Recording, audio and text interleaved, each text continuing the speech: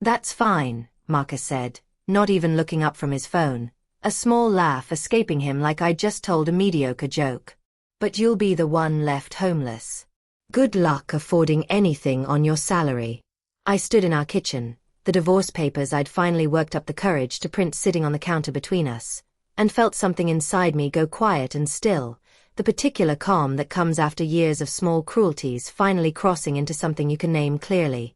I'd endured 11 years of Marcus's casual contempt disguised as jokes, his comments about my hobby job as a freelance graphic designer, his complete conviction that everything we owned, the house, the cars, the savings account, existed because of his income alone, regardless of the years I'd spent managing our household, raising our daughter largely alone during his frequent work trips, and quietly building a client base that had actually grown substantially over the past 2 years, in ways Marcus had never once bothered to notice.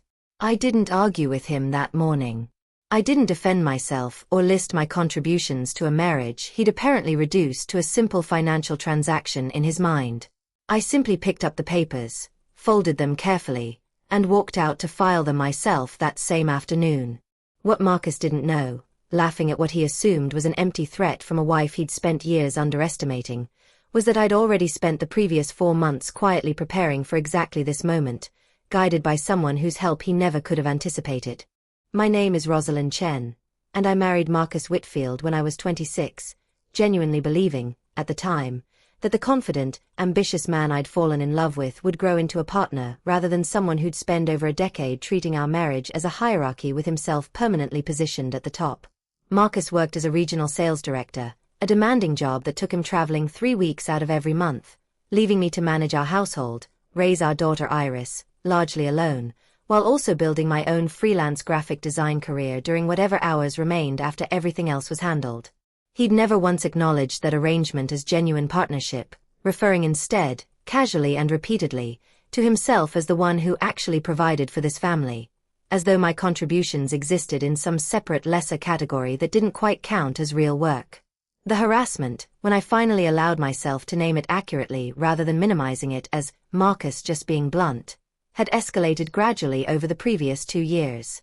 Comments about my appearance becoming increasingly cruel. Financial decisions made unilaterally, without consultation, despite my own income contributing meaningfully to our household.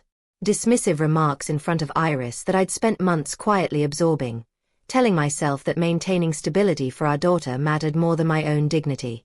The breaking point had come 4 months earlier, during a particularly ugly argument where Marcus had suggested, with genuine confidence, that my design business was basically a fun little project that couldn't possibly generate meaningful income, despite the fact that I'd quietly built it into something generating nearly $60,000 annually over the previous year, a figure Marcus had never bothered asking about, let alone acknowledging.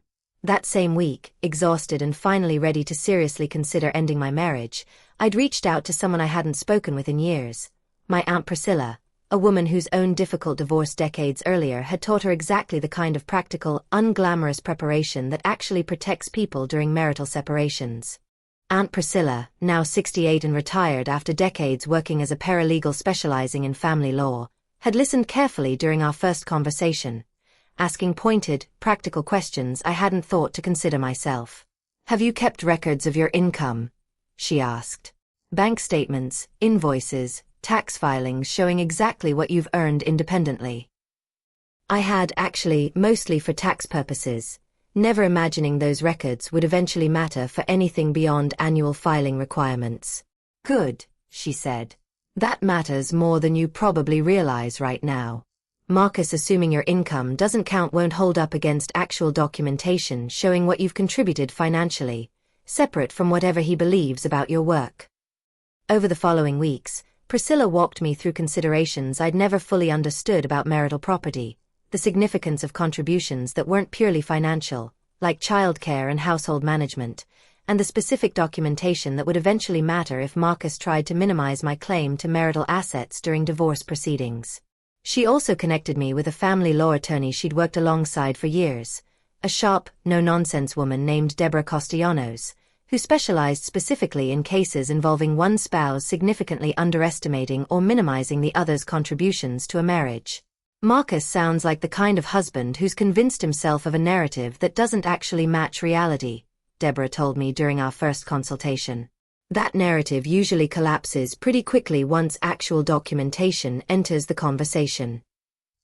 I spent the following 3 months quietly gathering everything Deborah and Priscilla suggested: financial records, documentation of my business income, careful notes about specific incidents of dismissive or harassing behavior, all while continuing to live alongside Marcus, who remained completely unaware that his wife, the one he'd spent years describing as merely playing at a career, was building a case that would eventually challenge every assumption he'd made about our marriage's actual financial reality. The morning I finally told Marcus I wanted a divorce, for months after that initial conversation with Priscilla, I'd already filed the preliminary paperwork through Deborah's office, already secured documentation establishing my business income and financial contributions, already understood, with a clarity Marcus couldn't have anticipated, exactly what our actual marital assets looked like on paper rather than through his distorted perception of who really provided for our family. His laughing dismissal that morning, his confident assumption that I'd be left homeless and desperate, revealed exactly how little he'd actually paid attention to the life we'd built together, or more accurately, the life I'd largely built while he traveled and dismissed my contributions as secondary. I filed the completed paperwork that same afternoon, formally beginning divorce proceedings that Marcus, still convinced I was making an empty, emotional threat, didn't take seriously until Deborah's office formally served him with documentation 2 weeks later. His confidence shifted noticeably once he understood the actual scope of what I'd prepared. Our house, purchased jointly 7 years earlier, split according to marital property law. My design business, despite Marcus's dismissive characterization, legally recognized as a legitimate income source contributing substantially to our household's financial stability. And perhaps most significantly, documentation establishing that Marcus's own spending patterns, frequent expensive business trips that included suspicious charges Deborah's team had flagged during discovery, suggested financial behavior that would work against him during asset division negotiations. "What is this?" Marcus demanded, calling me after receiving Deborah's initial documentation, his earlier mocking confidence completely absent. "You can't actually think you're entitled to half of everything." "I'm not just entitled to half," I said calmly. "According to actual marital property law, considering both our financial contributions and my years managing our household while you traveled, I'm entitled to a fair division that considers everything, not just your paycheck." The following months unfolded very differently than Marcus had originally anticipated when he'd laughed off my initial announcement. Deborah's careful documentation of my business income, combined with detailed records establishing the household management and childcare I'd handled largely alone during Marcus's frequent travel, painted a comprehensive picture that directly contradicted his casual assumption that our marriage's financial reality centered entirely around his salary. More significantly, the discovery process revealed something Marcus clearly hadn't anticipated becoming public knowledge. Several of his business trip expenses, flagged during Deborah's financial review, included charges that didn't align with any legitimate business purpose: restaurant bills and hotel charges in cities where he had no scheduled work meetings, patterns suggesting personal relationships he'd maintained during his travels that had nothing to do with sales conferences or client meetings. I hadn't gone looking for evidence of infidelity specifically. Deborah's standard financial discovery process had simply uncovered inconsistencies that existed independently of anything I'd suspected, though looking back, certain patterns of behavior over the previous 2 years suddenly made considerably more sense.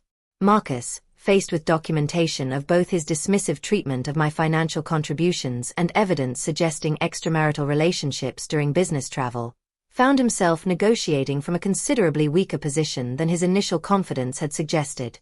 The final settlement, reached 6 months after that morning in our kitchen when he'd laughed at my announcement, provided a genuinely equitable division of our marital assets, including the house, which I retained, alongside spousal support that acknowledged the years I'd spent building both our household and my own business, contributions Marcus had spent over a decade minimizing as insignificant. "I never thought you'd actually leave," Marcus admitted during our final mediation session, something like genuine bewilderment in his voice. "I thought you needed me more than you actually did."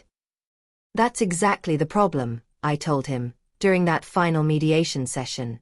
"You spent 11 years assuming I needed you, without ever actually paying attention to what I was building, or contributing, or capable of handling entirely on my own. I moved into our house permanently after the settlement finalized, Iris adjusting slowly but genuinely to a home life considerably calmer than what she'd witnessed during those final tense months before the divorce. My design business, freed from Marcus's constant dismissiveness, continued growing steadily, eventually generating enough income that the spousal support Deborah had negotiated became less financially necessary than emotionally significant, a formal acknowledgement of contributions Marcus had spent years pretending didn't exist. Aunt Priscilla and I grew considerably closer during this process, her practical guidance extending well beyond the divorce itself into genuine mentorship as I navigated running my business independently, without a partner's income to fall back on if things became financially difficult. Marcus remained in our lives peripherally, coordinating custody arrangements for Iris with a formality that replaced whatever warmth might have once existed between us. He eventually remarried 2 years later, to someone considerably younger, though I've heard through mutual acquaintances that similar patterns of dismissiveness have apparently begun appearing in that relationship too, a detail that saddens me more than it satisfies whatever bitterness I might have once carried toward him. I think about that morning often, standing in our kitchen with divorce papers between us, Marcus's confident laughter suggesting he genuinely believed I'd be left with nothing. I understand now that his confidence had never actually been based on reality, just years of assumption built on never once actually looking closely enough to understand what I was building alongside him, quietly, consistently, without needing his validation to make it real. So I'll ask you what I've asked myself since that day. If someone spent years underestimating everything you were quietly building, would you have stayed silent to avoid conflict? Or would you have finally, decisively, shown them exactly how wrong their assumptions actually were?